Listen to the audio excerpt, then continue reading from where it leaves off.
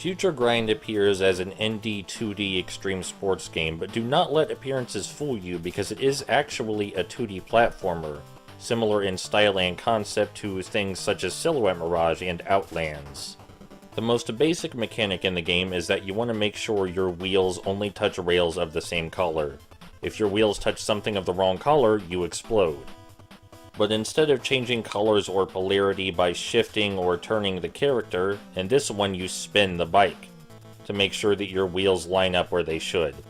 The idea here being that it's slightly disorienting and exhilarating to pay attention to which wheel is where while you're jumping across a high-speed platforming course. The basic concept alone requires a quick mind and also strategic thinking. There are also a variety of ways you can grind the rails to allow as many strategic options as possible. You can grind on rails from the top, as one might normally, but you can also grind on them from below, or hang from them to grind.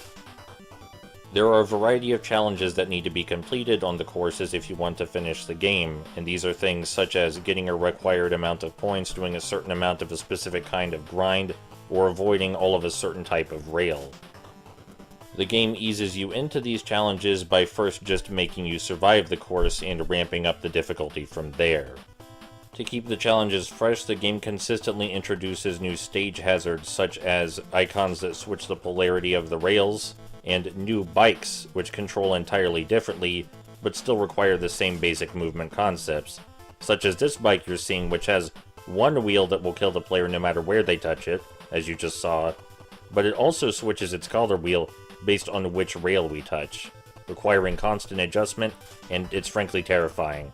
To name a few other bikes, there is also a bike with one large wheel and one small wheel on a pivot. There is a bike that does not spin at all naturally and requires the player's input to spin at all. And in general, the game does everything it can to squeeze as much design as possible out of the concept of matching colored wheels to colored rails without exploding.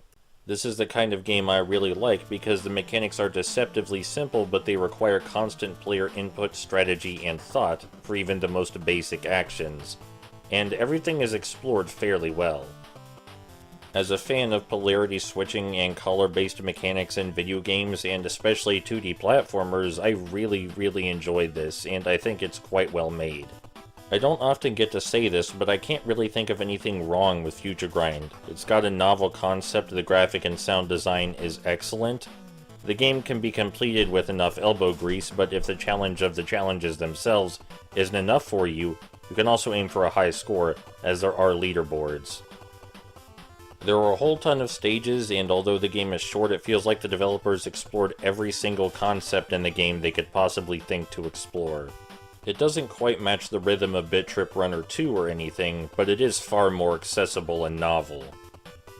That's, FutureGrind. It's pretty fucking rad.